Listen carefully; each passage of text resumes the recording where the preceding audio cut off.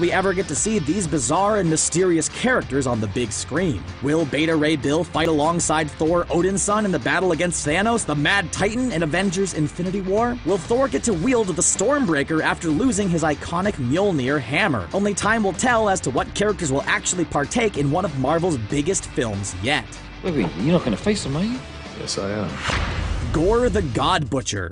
Gorr the God Butcher is definitely not a well-known Marvel villain, but he is by far one of the most dangerous opponents that Thor had ever faced. Gorr earned his title by slaying pantheons of gods across several timelines, which eventually led him to fight against and even defeat Thor. What? As we went over before, Thor's status as king and appearance were inspired by the storyline depicted in Thor: God of Thunder. When the eye patch-wearing old King Thor had to protect the Earth from the clutches of Galactus, he discovered the power of the Necro Sword. The Necro Sword gives the user the ability to create a wide array of weapons and even armor. Hela is seen crafting swords, blades, and other sorts of weaponry when she fights against the Asgardian army, Thor, and even Surtur at the end of the film. When Gorr finds himself fighting against Thors from several timelines, he showcases the same abilities that Hela did as well. Additionally, Thor Ragnarok's producer Brad Winderbaum revealed that Gorr was definitely an inspiration for Cate Blanchett's portrayal of Hela in the film. Even though Gorr himself wasn't in Thor Ragnarok, at least one aspect of his character was shown through Hela. What are you exactly? The Celestials. The Celestials are a mysterious yet ancient race which were teased all the way back in the 2014 film Marvel's Guardians of the Galaxy. When the collector spoke about the nature and origin of the Infinity Stones, we could see a celestial being showcased. Additionally, nowhere is a mining facility which is actually the severed head of a Celestial. However, a Celestial was also teased briefly in Thor Ragnarok. When the Grandmaster is witnessing the battle between Thor and Hulk in the Gladiator Arena, one can see the costume of what seems to be a celestial being. The Celestials within the comic books play important roles in seeking out worthy civilizations to help them advance, or in the case of the collector's flashback, seek out civilizations to destroy using the Infinity Stones. There's a little pee coming out of me right now. Although we have yet to see a living Celestial on screen, with the exception of Ego and Peter Quill in Guardians of the Galaxy Volume 2, it is very likely that they will become involved alongside the abstract entities when they fight against Thanos in Infinity War's second part. Question is, however, will Marvel have the intention to actually show the Celestials in their true power and glory? Loki, my boy. Asgardian play. One of the most hilarious scenes throughout Thor Ragnarok is undoubtedly the play dubbed The Tragedy of Loki. In the events of Thor: The Dark World, Loki fools Thor into thinking that he had sacrificed himself to save Thor's life. This death not only fooled Thor, but also the audience. Hurts, doesn't it? Loki is not called the God of Mischief for nothing. Piss off, Ghost! It is revealed at the end of the film that Loki was actually pretending to be Odin and left his adoptive father on Earth. This play-pretend trick by Loki was soon unveiled by Thor, which jump-started the plot of the movie to seek out Odin. Within the play, Loki mentions how he turned Thor into a frog when they were younger. Shockingly, this is actually a nod to Throg, a frog with the powers of Thor, which debuted back in 1986. However, the best part about this scene is the actors who play the characters' parts. Loki is played by none other than Matt Damon, while Thor is played by Chris Hemsworth's real-life older brother, Luke Hemsworth. Curiously enough, Sam Neill plays the part of Odin, which is coincidental because Sam's Jurassic Park co-star Jeff Goldblum is also in the film. Talk about a jam-packed cameo scene. Hey, man. The Warbound. Planet Hulk not only inspired the setting of Sakaar for Thor Ragnarok, but also introduced us to some members of the Warbound. Over here.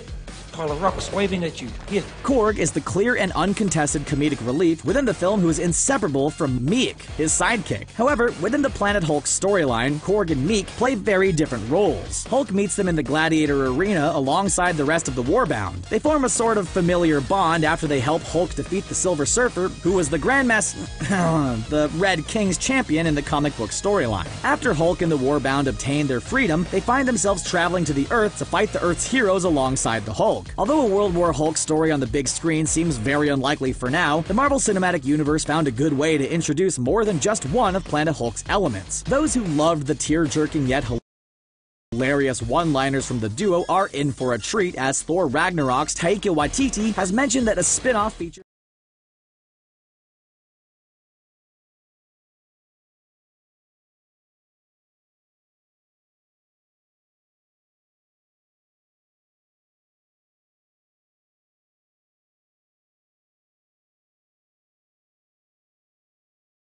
Thanos obliterate the Avengers with this April. However, this is contradictory due to seeing Thanos equip himself with the Infinity Gauntlet in 2015's Avengers Age of Ultron end credits scene. Also, due to all the Infinity Stones being scattered. For instance, the Tesseract is, or well, was, in Asgard. The Collector has the Reality Gem. The Power Gem is on Xandar. Doctor Strange has the Time Gem. And finally, the Mind Gem is literally a part of Vision. Plus, the one in Odin's trophy room was adorned with almost all of them. However, Thor Ragnarok essentially further made it clear that the Infinity Gauntlet that is within Odin's collection is actually fake, as are many other things within it. Seeing Hela knock over the gauntlet is not only humorous, but her comment regarding the collectibles fixes a continuity error within the Marvel Cinematic Universe. Talk about a retcon! Fortunately, we will see the genuine and very real Infinity Gauntlet in action on April 27th, when Infinity War releases worldwide. Let's just hope that the other stones Thanos finds are fake, for the Avengers' sake.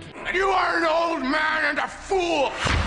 Unworthy Thor. For those who have kept up with Marvel's recent Thor comics, one may know that Thor became unworthy and the power of Thor, alongside the Mjolnir hammer, were given to Jane Foster instead. Thor had to overcome a trial during 2011's Thor film, after his father Odin believed he was too arrogant and cocky to be worthy of such power. Although Thor was not deemed unworthy since then in the Marvel Cinematic Universe, he still lost Mjolnir after Hela in front of him. While Thor wasn't as mighty without his hammer in the comics, Odin made Thor realize that Mjolnir was never his source of power, and was merely just a tool to help focus it. This allowed Thor to unleash what he was truly capable of and became far stronger than he ever thought was possible. Regardless, it is easy to see the connection that Thor lost Mjolnir in both iterations and must master his powers without the aid of the hammer. Fortunately, Thor may obtain access to another Asgardian weapon soon, whether it be the Jarnbjorn, which Thor used in his younger days before he ever wielded Mjolnir, or Beta Ray Bill's Stormbreaker.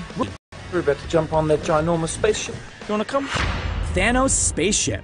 With the release of Infinity War Part 1 upon us, it's easy to get focused on how the other Marvel films are supposed to connect. However, we do see in the end credit scene of Thor Ragnarok that the spaceship the Asgardians are on has been discovered by Thanos' humongous ship. Additionally, the Infinity War trailer has revealed to us that at some point in the film, Thor will be drifting in space only to be found by the Guardians of the Galaxy. This possibly means that Thanos will have destroyed Thor's ship and will continue on his quest to reach the Earth. We also know that the Hulk will crash land on Earth and will fight alongside the Winter Soldier, who you might have seen in the end credit scene of February's Black Panther release. Ever since 2011, the Marvel Cinematic Universe has teased the Infinity Stones and Thanos. The majority of that is mostly due to Asgard and Loki's schemes. It's only natural that Thor Ragnarok teased what will more than likely be the opening sequence in Infinity War. If you missed Thanos' ship at the end sequence, don't worry. It'll be very hard to miss it on April 27th. You expecting Sam Jackson show up with it? End credit scene.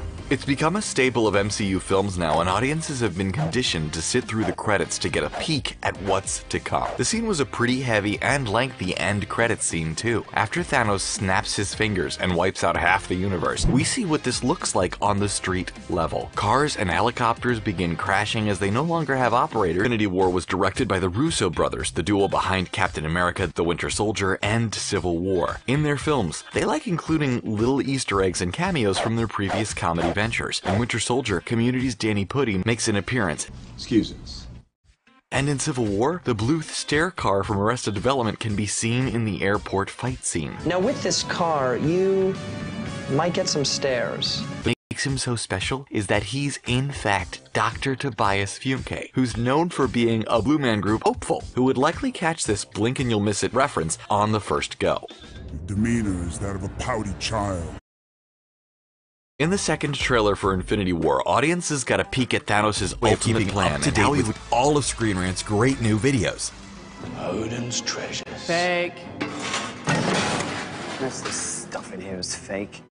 Odin's Trophy Room. In 2011's Thor movie, audiences were introduced to the wonder moment of reflection with the Mad Titan. With its orange hue and surreal setting, Thanos is likely transported to the Soul World upon completing his goal. The Soul World is the world inside of the Soul Stone, to bring their species back to its former glory. Of course, they were thwarted in their attempts to take it by the Destroyer armor. In the comics, the Soul World acts as a kind of heaven for those who were absorbed by the power of the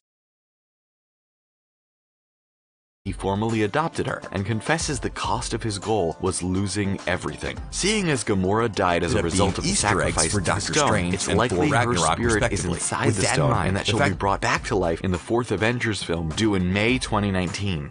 But the thing isn't. Vision's new look.